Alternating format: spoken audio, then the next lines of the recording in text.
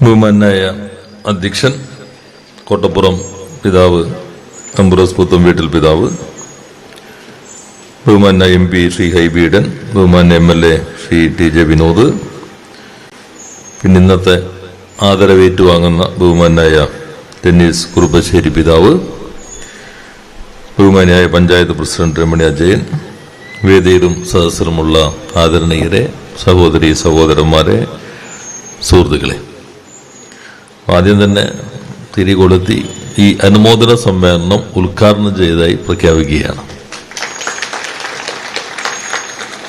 നമുക്കെല്ലാവർക്കും അഭിമാനകരമായ സന്ദർഭമാണിത്. അംബ്രോസ് പിതാവ് പറഞ്ഞ എന്ത് പരിപാടി ഉണ്ടെങ്കിലും നമ്മുടെ 5:30 എത്തണം. അപ്പോൾ അദ്ദേഹമായിട്ടുള്ള അടുപ്പം വെച്ച് നമുക്ക് നിഷേധിക്കാൻ പറ്റില്ലല്ലോ. അപ്പോൾ കൃത്യം 5:30 തന്നെ എത്തുക എന്നാണ് ഞാൻ കണക്കാക്കിയിരുന്നത്.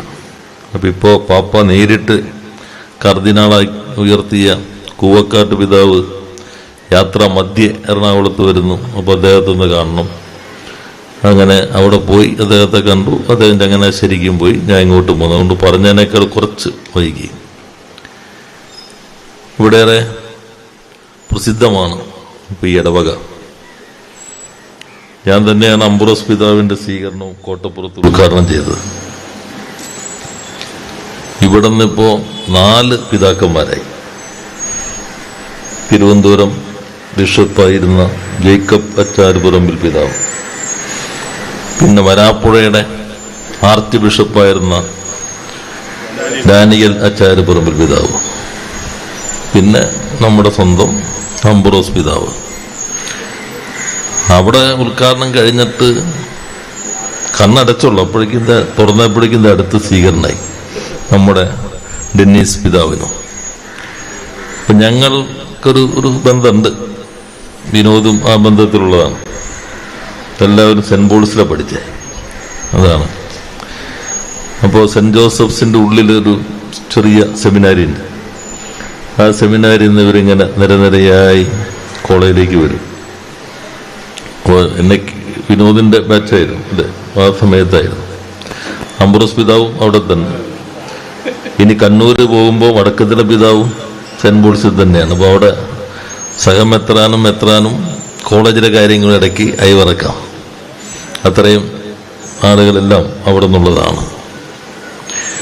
കോട്ടപ്പുറം രൂപതയ്ക്കാണെങ്കിൽ 8 പിതാക്കന്മാരായി. അതൊരു ചരിത്ര സംഭവം അല്ലേ. 8 പിതാക്കന്മാരായി. അതിലിപ്പോ സർവീസിൽ 3 പേരാണ്. ചക്കാലക്കൽ പിതാവിന് ഞാനും അംബ്രോസ് പിതാവും കൂടി പോയി മാളയിൽ പോയിട്ട് മഴയത്ത് തുറന്ന ജീപ്പിൽ സ്വീകരണം നടത്തി.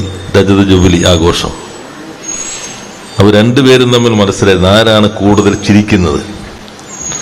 അംബ്രോസ് പിതാവ് അവിടെ വെച്ച് പറഞ്ഞു, ചക്കാലക്കൽ പിതാവിന്റെ പ്രത്യേകത ചിരിക്കുന്ന ആളാണെന്നാണ്. അപ്പോൾ അദ്ദേഹത്തെ മറികടന്നിട്ടാണ്. അപ്പോൾ ഇപ്പോൾ ഡെന്നീസ് പിതാവും മോശമല്ല. എന്തായാലും വളരെ ആഹ്ലാദകരമായിട്ടാണ് ഇവരെല്ലാം കാര്യങ്ങൾ കൈകാര്യം ചെയ്യുന്നത്.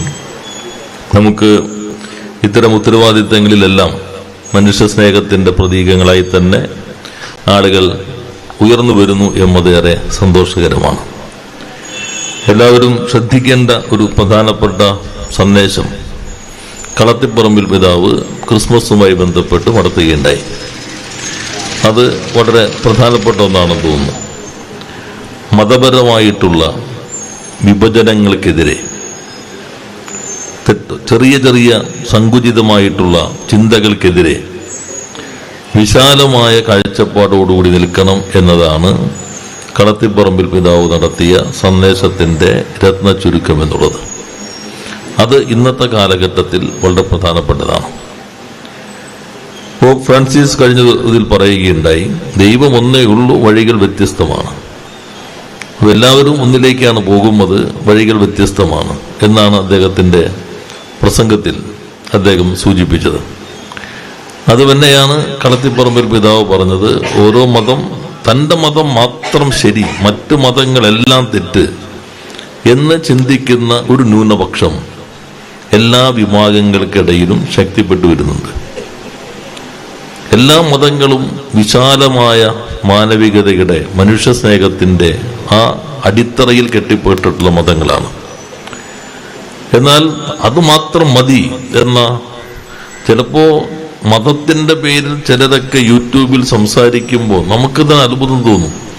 ഇവരാണോ മതത്തിന്റെ പ്രതീകങ്ങളായി നിൽക്കുന്നത് എന്ന മട്ടിലാണ് അവരുടെ എല്ലാം വല്ലാത്ത വൈരത്തിന്റെ, വെറുപ്പിന്റെ, അപര വിദ്വേഷത്തിൻ്റെതായ ഇതെല്ലാം വരുന്നത്.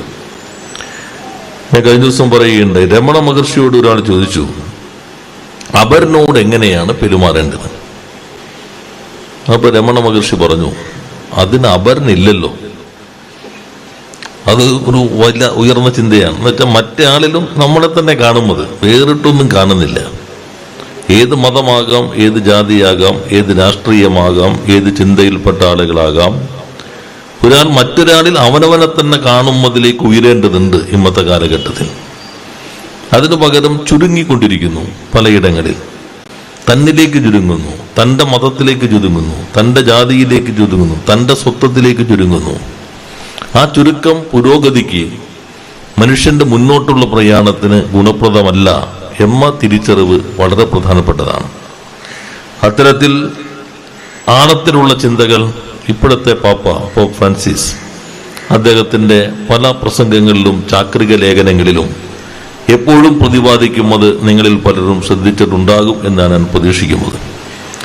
ഇവിടെ ഡെന്നീസ് കുറുബശ്ശേരി പിതാവ് നയതന്ത്ര വിഭാഗത്തിലാണ് വത്തിക്കാൻ പ്രവർത്തിച്ചിരുന്നത്. അദ്ദേഹം 5-6 രാജ്യങ്ങളിൽ ആ ദൗത്യം ഏറ്റെടുത്തു.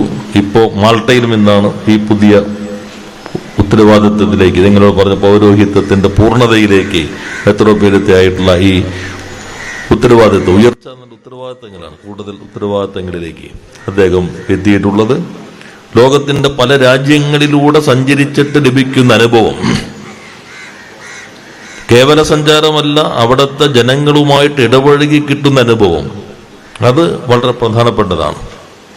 ആ അനുഭവ പരിസരത്ത് നിന്നിട്ടായിരിക്കും ഇവിടത്തെ ജനങ്ങളുമായിട്ട് സംവദിക്കുന്നത്. അപ്പോൾ ഈ രാജ്യങ്ങളെല്ലാം സഞ്ചരിച്ച പഴയ കോളേജിൽ വന്ന് ഇവിടെ വികാരിയായി അതിൽ നിന്നൊക്കെ മാറി അങ്ങോട്ട് പോയി കിട്ടിയിട്ടുള്ള അനുഭവം എന്നുള്ളത് ഏറെ പ്രധാനപ്പെട്ടതാണ്. അത് നമ്മുടെ നാടിന് ഏറെ പുരോഗതിയിലേക്ക് എത്തട്ടെ. മനുഷ്യ സ്നേഹത്തിൻ്റെതായ പുതിയ കടമകൾ നിർവഹിക്കാൻ അദ്ദേഹത്തിന് കഴിയട്ടെ. ആ രൂപത്തിലേക്ക് ഈ നാടിന് അഭിമാനമായി മാറട്ടെ എന്ന് ഞാൻ ആശംസിക്കുന്നു. ഈ മേഖല ഇപ്പോൾ ഞാൻ നേരത്തെ പറഞ്ഞല്ലോ, 4 പിതാക്കന്മാരെ തന്നെ സംഭാവന ചെയ്യാൻ കഴിഞ്ഞ ഈ ഇടവക ഏറെ പ്രാധാന്യമുള്ളതാണ്. ആ സവിശേഷതയ്ക്ക് ഓരോരുത്തരെയും പ്രത്യേകം അഭിനന്ദിച്ചുകൊണ്ട് നമ്മുടെ പ്രിയങ്കരനായ ഡെന്നീസ് കുറുപ്പശ്ശേരി പിതാവിന് എല്ലാവിധ ഭാവുകങ്ങളും അർപ്പിച്ച് എന്നെ ക്ഷണിച്ചതിന് നന്ദി രേഖപ്പെടുത്തിക്കൊണ്ടും മറ്റ് ചില പരിപാടിയിൽ പങ്കെടുക്കാനുള്ളത് കൊണ്ടാണ് അംബ്രോസ് പിതാവ് അധ്യക്ഷ പ്രസംഗം നടത്തുന്നതിന് മുൻപ് അദ്ദേഹത്തിന് അനുമതിയോടുകൂടി ഞാൻ ഉദ്ഘാടന പ്രസംഗം നടത്തിയത് എന്നുകൂടി സൂചിപ്പിച്ച് മറ്റു പ്രസംഗങ്ങൾക്ക് നിൽക്കാതെ പോകുന്നതിന് അനുവദിക്കണം എന്നുകൂടി അഭ്യർത്ഥിച്ചുകൊണ്ട് വാക്കുകൾ അവസാനിപ്പിക്കുന്നു. എല്ലാവർക്കും നന്ദി, നമസ്കാരം.